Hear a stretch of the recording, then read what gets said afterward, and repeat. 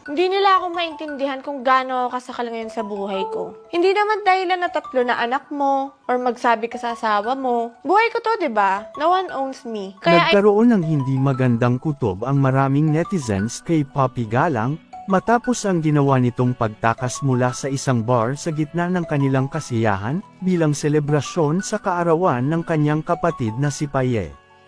Sa nakaraang episode ng reality show ng Toro Family na may pamagat na present, ipinakita ang biglaang pag-alis ni Poppy nang hindi nagpapaalam kahit kanino, maging sa kanyang asawa na si Harvey.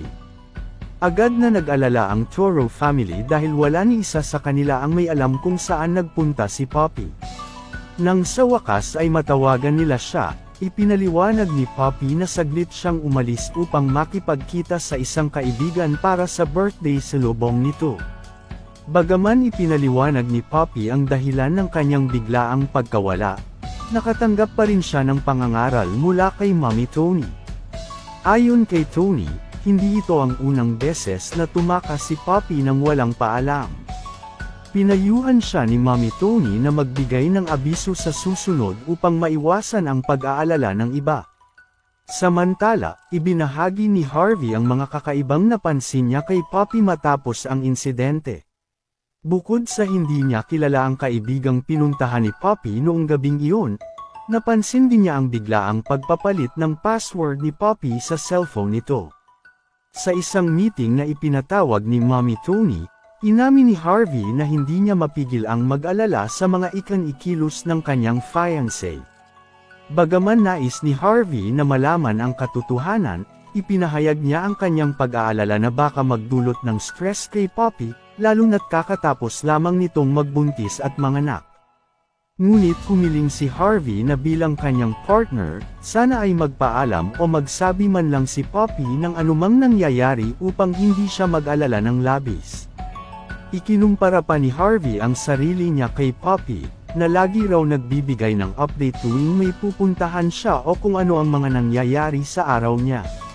Ngunit ayon kay Poppy, magkaiba sila ni Harvey dahil ang partner ni Harvey ay may oras para sa sarili o me time, samantalang siya, Poppy, ay wala.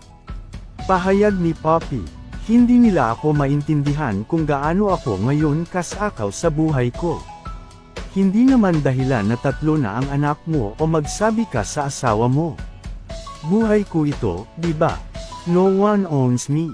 Kaya I make my own decisions. Sa comment section ng nasabing vlog, maraming netizens ang nagpahayag ng kanilang kakaibang kutob laban kay Poppy. Tila may tinatago raw ito, partikular na sa kanyang asawa, lalo na nang sabihin ni Harvey na bigla itong nagpalit ng password. Kutob nga ng ilang netizens ay marahil nagloloko raw itong si Poppy. Weekly thoughts sa show, Poppy's situation is very suspicious. If walang tinatago, but walang masabi. Nag-change password ng phone si Poppy, so meaning may something talaga yan, baka may lalaki yan.